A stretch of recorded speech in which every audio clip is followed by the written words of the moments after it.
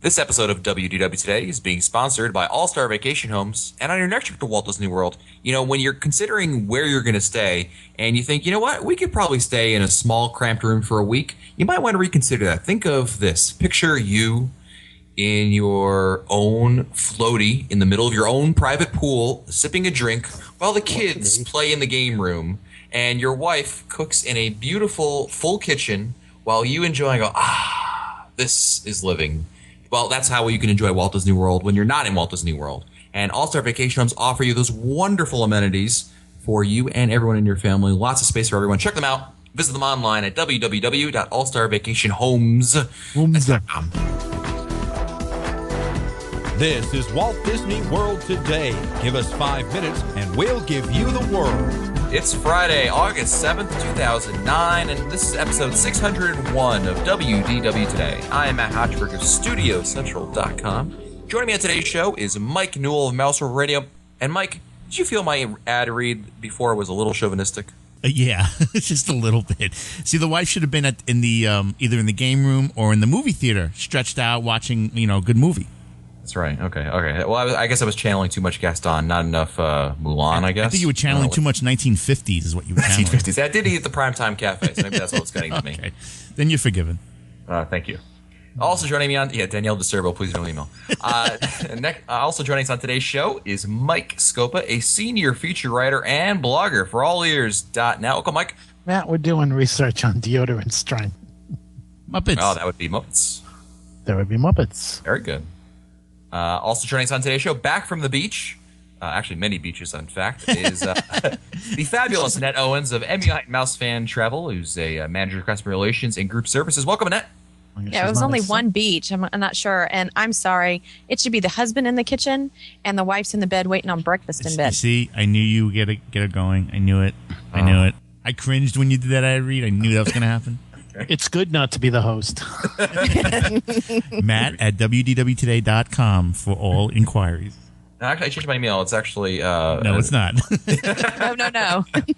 And also joining us on today's show is Mr. Voice himself, Rick Gregg, who can be found on Twitter at Rick Gregg. Also, you can hear him online, or actually on your radio, on your XM radio, channel 215, if you want to hear Chicago traffic, noon to 3 in the east. Welcome to the show, Rick. Actually, it's noon to 3 in the central. It's 1 to 4 out east. Who writes this stuff? I don't know. But thank you very much. I'm happy to be here for the next century of podcasts, because this is 601, right? 601, yeah, you just made it. All right, well. All right, and if you have no idea late.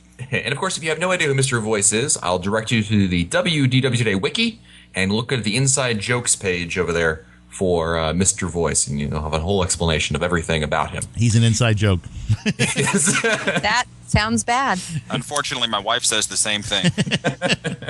Well, on today's show, we brought Rick on because Rick, you just came back from a trip to Walt Disney World. Actually, I wanted to share some things that happened to you. Report back as to some things that you tried, some things, conclusions that you drew from your trip. So, Rick, I'm going to turn this over to you here and take us away.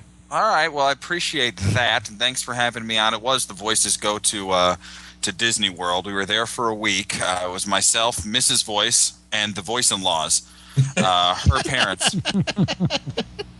What do you call the kids? The voicettes? We don't have any yet, but I'll take solicitations, I guess, or suggestions. That's a better word. Yeah, I think so. Yeah, that came out a little weird. We'll just pass on that. I do this for a living, by the way. Anyway, we were there from July 18th to July 25th, so that was Saturday to Saturday, and we stayed in 3 hotels. We were at Scopa Towers for one night, and then we were at Old Key West, actually for the rest of the time, but we had a 2-bedroom. We're DVC members. We had a 2-bedroom for the Sunday through Friday morning, and then Friday morning we moved to a 1-bedroom for the last night.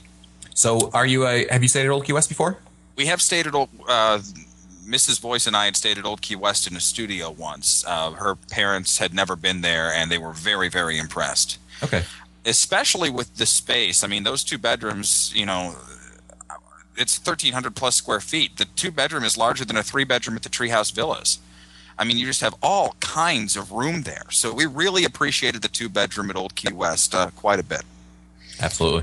So easy to travel with the in-laws then? Well, okay, never mind. No, I'll say the same thing I've told everybody else, which is my in-laws are good people. But I think that for anybody, no matter who your in-laws are, after about a week, that's about as much time as you want to spend with your in-laws, no matter how wonderful they are. And we were about to that end, and so it was a good trip length. Let's just say that. And my wife is sitting in front of me and giving me dirty looks right now, so I'm going to be in trouble. So anyway, back to the room at Old Key, the check-in. Excuse me. We checked in at Pop once. We checked in at Old Key West twice. We used the online check-in service. I was going to ask you about that. How'd that work out for you? Very well, and I know that they say that the checking in online doesn't guarantee you'll have your room early. Uh-huh. Our 2-bedroom at Old Key West was ready at 9 a.m. Okay. Nice. So, yeah, that worked out well. We had absolutely no problem with at Pop Century checking in. Even got a pool view, even though we didn't ask for one, and that was fine. Huh. And so, yeah, the online check-in process was very good. The 2-bedroom at Old Key West was excellent. The 1-bedroom, not so much. First of all, Mrs. Boyce and I slept on the pull-out couch, and I would not wish that on my worst enemy. Whew. Yeah, It was not good. It's That funny. Took bar- one for the team, did you? Well, somebody had to, I guess, because we weren't going to share the big bed with the with Yeah. the in-laws. It'd be like Charlie and the Chocolate Factory, the old one, the original one from the. Yes, exactly. I'd have to jump out of bed and do a little jig because I was going over to see Willy Wonka. Yeah. Anyway, so that was a problem. It was a very uncomfortable night of sleep. But before that, we got stuck in our room. Really? Yeah. What you talking about, Willis? And so you park, you check in, you park, you move all your suitcases into the room, and then the in-laws went to go find the near quiet pool, and they came back, and then now they're going to go to the pool. So they go out to the front door. They're in the hotel room, and we can't open it. What had happened, apparently, I know, I didn't believe it either. What had apparently happened was something in the door had fallen down inside the door, and the door was getting caught on that, I don't know what to call it, that mat that they have right there between the outside and the inside. You know how it's got those lines? It's I don't know, serrated or whatever the word is. Yeah, I know what you're talking about. We couldn't get the door open. We couldn't even put a hand through the door. It wouldn't come through. So we call housekeeping, and out comes Foreman Norm, who was Norm was a great guy, but he finally forces the door open, but then says, I don't have the tools to fix it, so I'm going to send somebody else by. We waited an hour and a half and didn't see anybody, and it was starting to get a little worrisome. Meanwhile, the in-laws decided they're going to the pool anyway. They went out and climbed over the porch at Old Key West. We were on the first floor, so they climbed Thank heavens. Oh, my gosh. And here's a tip. The outside the grass is actually lower than the floor of the patio, if that makes sense. Oh, no. Oh, yeah. So my poor mother-in-law came home with bruises up and down her left arm from where she fell. Oh, Well, it could have been worse. You could have been driving cross country with your in-laws, and one of them dies on the way, so you strap him to the roof of your car. Where did that come from? Vacation. Vacation, Yeah. vacation. Come on. I know, but no, I knew that. But yeah, good All God. things considered, she came out pretty well, I'd say. Yes, she survived the vacation. Yes. Anyway, so the point is, eventually we called back and said, look, we've got dinner reservations, we have to go. And they said, well, you can close the door, right? Well, yeah, we just can't reopen it. They said, close it and we'll send somebody in through the back. So then one of their technicians, while we were away at dinner, had to climb over the railing and He broke in. break his way in. Yeah, so fortunately nothing got taken. But that was fine. We had an enjoyable trip. No problems with the rooms at all other than that. So that was good. So now, Yeah. Rick, let me ask you a quick question. When did you check in? How long before your actual check-in did you check in online for the online check-in? 10 days. Okay. 10 days ahead of time. I mean, give or take a few hours. Okay, so that's good. Good to know. Cool. Keep Yeah, going. it just makes sense to do it that way. And we were able to breeze past lines, especially at Pop Century. There was a line of about 10 to 12 people, as you might expect, in the middle of the afternoon on a Saturday. Yeah, the line there for check-in is brutal. Yeah, but there was no line for the online check-in. Although, you know what else there wasn't? There wasn't a sign with the words online check-in.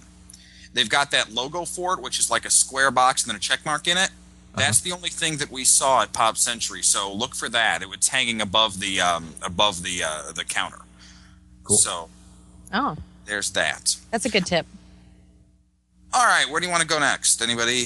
I can keep going here. Yeah. What did you try anything new this trip, Rick? Did we try it? Well, see, here the fun part was We tried some new stuff this trip, but more new for the in-laws because they hadn't been to the world in 9 years. Oh, wow. So a lot of things had changed. Plus, they stayed at the contemporary ones, but otherwise they had been value/Caribbean beach resort people. So a lot of this was new for them, and it was fun to watch them experience certain things. I'll give you an example. The first night of the trip, we went to Whispering Canyon. Over at the Wilderness Lodge. They'd never seen the Wilderness Lodge, so of course you get the oohs, you get the ahs, etc. Uh-huh.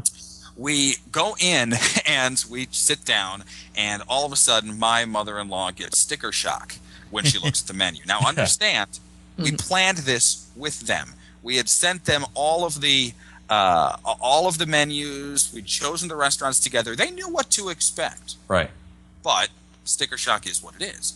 So my mother-in-law is saying, "Boy, these entrees are the entrees big enough for us to split them both? To split one of them and maybe have a salad too? I don't know that I want to do all this." This is at Whispering Canyon, mind you. And I look over at my father-in-law, and he looks like a 7-year-old kid who just had his toy bicycle taken away from him. He's so sad because it's all he can do to say, "I want the barbecue." How hard is this? So finally we convinced my mother-in-law that really you should do the skillet. My father-in-law didn't say a word through dinner. He didn't even look up. I think the guy ate twice his body weight. He just scarfed it all down. So Oh my gosh. that was Best fun. food ever. I love Oh, this place. it's excellent. It is Oh, good, it's yeah. Let me ask you this, Yeah. Greg. You're traveling with your in-laws, and it's safe to say that your in-laws are like above 55 years old. Yes. Okay. Did you was that a challenge for you in any way? I mean, in terms of, some people, when they go with senior citizens to Walt Disney World, it can be kind of a challenge because, you have to, obviously they're not running marathons by any means. You know what I mean? Right. Yeah, I completely understand. And there's a little bit of that. I walk faster than they do. But I got to say I prepared myself for this one. I was determined to take everything slow. I did what I could. When it was time to go get fast passes, I would go ahead and get fast passes and then meet them someplace else, or they would come and catch up or whatever. And my wife would stay with them and walk at their pace. Her mother could keep up with us pretty well. Her father's had a couple of health issues, nothing serious. He just moves a bit slower than any of the other members of our party, but we had a week. It was a vacation. It was incredibly relaxed. And here's the thing. We had a plan. And, I'm a big touring plans guy, as you guys are. I'm a big unofficial guide guy. There we are. There's the ding. and so we had a plan, and we talked about this all ahead of time. And I know that some people aren't as in depth into the planning as we are, or as you are, as others are. When my parents went down with my sister-in-law, who'd never really been there in the past, and her kids, they're not planning people. I told my mom, I said, just make sure you sit down the night before and pick out the first 4 things you're going to do. We're going to do A, B, C, and D. And after that, you'll feel like you got something done no matter what. And if the plans don't work out, or if you have to move slower for whatever reason, you can do that. And you can handle that even if you're a commando tourist like I can sometimes be. So that's how that worked out. Pretty well, as a matter of fact. Okay, so you didn't have any issues. I mean, you guys pretty much stayed together the whole trip. Yeah, we stayed together for almost the entire time. The only time we were separated was they went back to the hotel. We were at Pleasure Island, what remains of Pleasure Island. It's depressing. I'm telling you, it depresses me. Pleasure Island, you walk through there, and you see where Motion used to be and where the Rock and Roll Beach Club used to be and the Adventurers Club. The building's still there. The Comedy Warehouse is still there. And it's depressing. I have good memories from there. And so that was a little sad. We did try Paradiso 37, though. How did you like that? We did not have food there. My wife and I just had drinks at the back bar. This is the one time we separated, really, from her parents. And the waitress, the bartender, rather, was incredibly nice. We had a good time back there. And I'll tell you a quick story that still has me befuddled.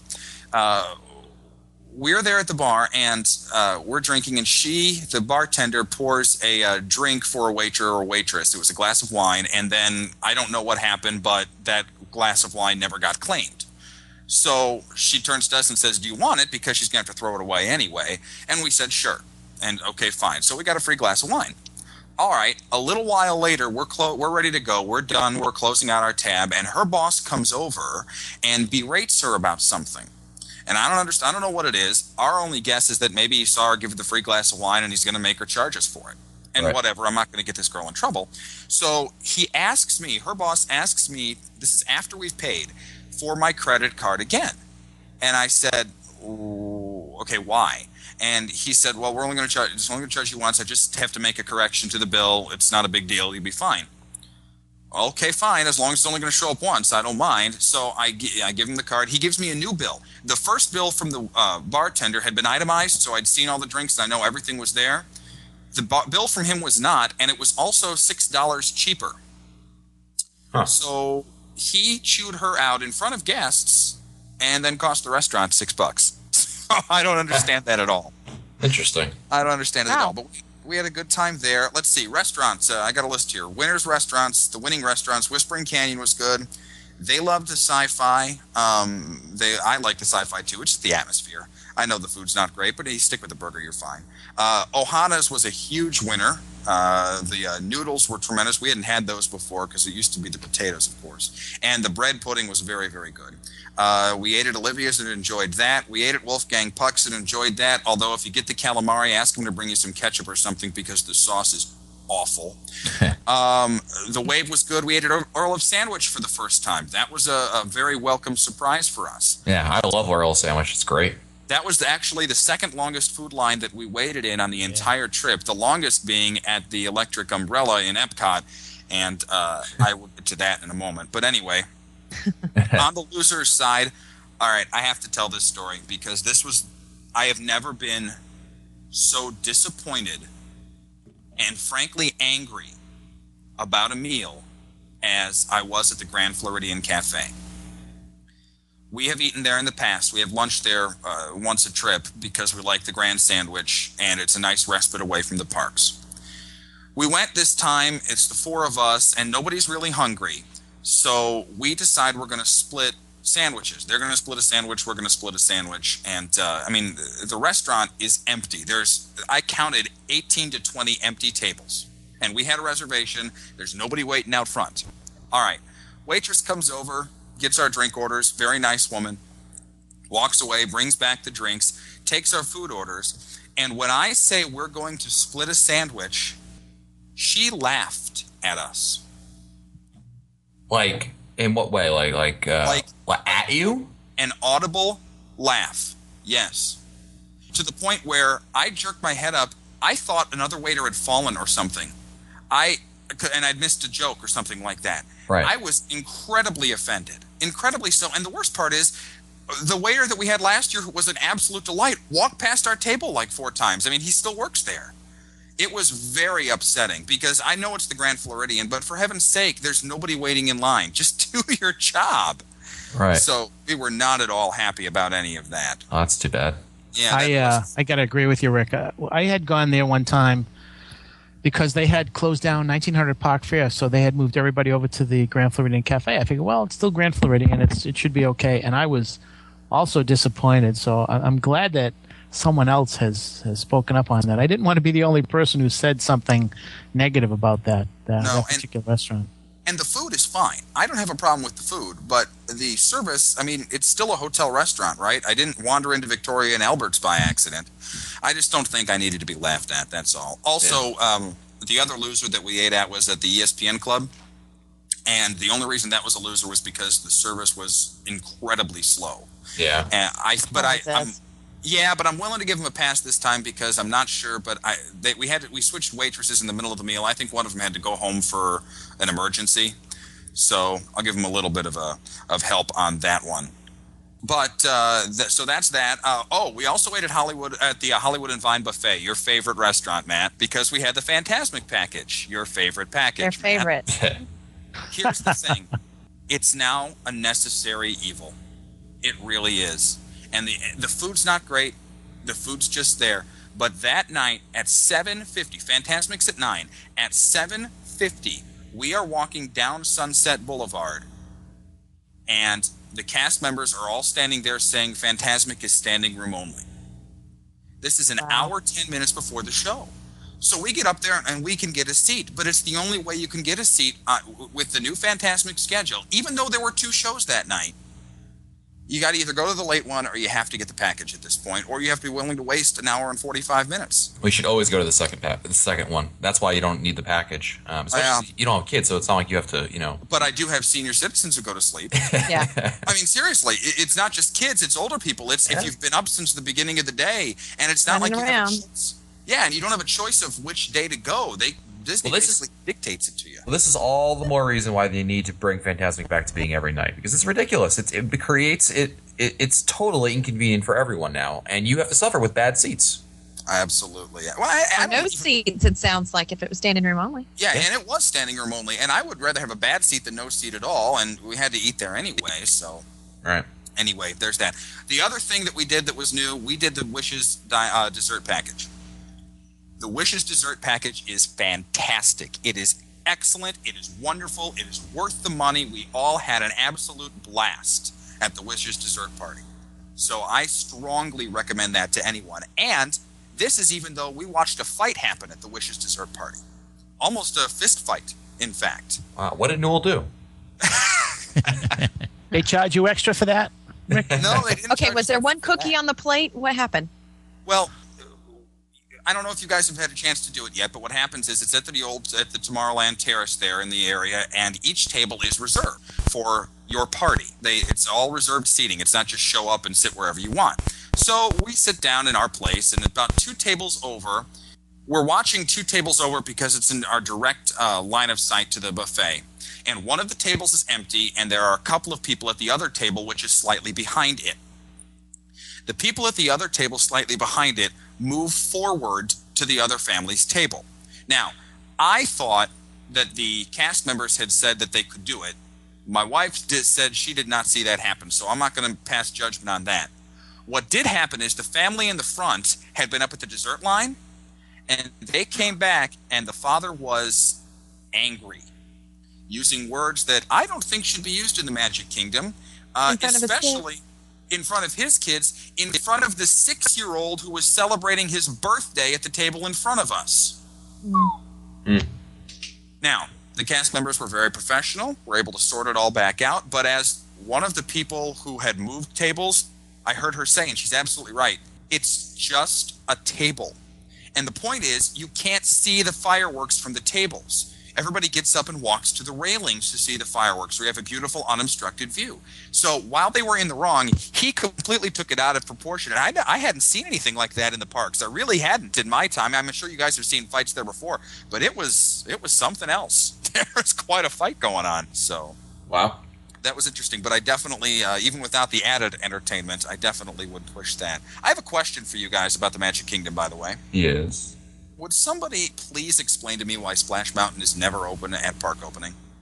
I can tell you, I had a friend who worked at Splash Mountain, and it depends upon when they get there to operate it, Rick. They need to start the flume. They need to let the flume run for a while to make sure that all the water's, everything's working well. It's one of those attractions that any attraction that's involved with water is high maintenance. And then what they do is then they start putting the logs down there, empty, make sure that they're okay, make sure all the friction points are okay. And then the cast members start riding them. And so it takes about, from what I understand, from the moment they get there, it takes 90 minutes to get that attraction running. So it's possible that when the park opens that they just haven't had personnel there to do the safety checks. They check everything in the morning. It takes about 90 minutes for them to check Splash Mountain. So that could be the case where that particular day, for some reason, they weren't there early enough to start the testing. That's what I'm guessing. I understand that, but I have a problem with it because I understand that it takes 90 days, but obviously, or 90 minutes. Disney knows it takes 90 minutes. I know. I agree. Then Get the there cast at members 7. there, Yeah. especially with Space Mountain down for construction. So now you've got 2 of the park's headliners not open Right. at park opening. So that was a little disappointing. But another, and really, I keep saying disappointing. We did have a good trip. I don't want anybody to think we're not going back. You just notice the things that stick out. Haunted Mansion. We're there one evening. We go into the Haunted Mansion. We walk right into the library. We walk right into the stretching room. And then the narration begins. But the cast members did not close the door from the library to the stretching room. And then Really? the stretching room started to stretch. And guess what? The illusion doesn't work when you can see what's going on outside that door. So that was a disappointment. That was a big oops. You got one last thing for us here, Rick? Oh, I've got all kinds of stuff, but sure, one last thing for you, not a problem. I guess let me do two real quick things, Matt. The first is I cannot endorse. I've done this before. I cannot endorse the single lines for Rock and Roller Coaster or Expedition Everest enough. I really can't. It took me a total of 12 minutes to go from the picture place at Tower of Terror through the ride at Rock and Roller Coaster. At a time when there was a 45-minute wait in the standby line. Wow. Definitely want to do that. And then the other thing is, back to Twitter real quick, because, if I can get another plug-in for myself, I will. I used Twitter for the first time, really, to tweet out notes and memories for myself for my trip report. So I can go and write the trip report now. I never would have been able to do it before, but it beat having pencil and paper there to scribble stuff down, because you can just go back and see how you felt at real time at certain places. So I thought that was a really good tip for any trip report writers out there. Definitely check it out. Even if you're not a Twitter user, if nothing else, it's a live journal for yourself, and you can go back and use it. So we did have a good time, and I appreciate you guys letting me come on to rant about a little bit and to talk about a little bit. That's great. And don't forget, of course, Rick's Twitter is Rick Gregg. And RickGregg, all one word. And if you got XM Radio, you can listen to him on channel 215. He does the traffic there for Chicago. And do the from plugs, noon Rick. to 3. Do the plugs. Noon to 3 in the central time zone over there. So, Rick, always a pleasure to have you on, and certainly we appreciate all that you do for the podcast. Well, not a problem. And Mike's saying do the plug. So, okay, real quickly. If you live in Milwaukee, you can hear me do traffic on WTMJ from 9 a.m. until 2:30. If you're in the Twin Cities, you can hear me do news on a couple of stations there, smaller stations, KTNF and WWTC. And if you live in St. Louis, you can hear me do sports on KSLG at the bottom of every hour, 9 to 5, I think. 9 to 6, actually. Wow. There you go. Show off. I know. And Serious Traffic. And you can also hear me do all the liners and all of the plugs on Mouse World Radio, the #1 internet radio station. there you go. Opinion. Hey, you get a bell. All right. I think that was the only plug Mike was after, but okay. Very nice. He said plugs with an S, just like Matt says All-Star Vacation Homes. Homes.com. It's funny you mentioned All-Star Vacation Homes, because they're sponsoring today's episode, and guess what? You don't get locked out of your room at All-Star Vacation Homes, because they're all brand new houses over there. I mean, they're wonderful, great upkeep, lots of great things over there, great amenities. So why not consider on your next vacation to Walt Disney World a stay at an All-Star Vacation Home? Visit them online at www.allstarvacationhomes.com. .com. If you want to find our older episodes, read our show notes, or send us your comments, visit the WDW Today website at wdwtoday.com.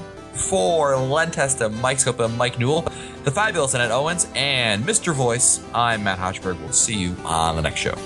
Stupid Judy, stupid energy. This has been a production of Mouse World Radio.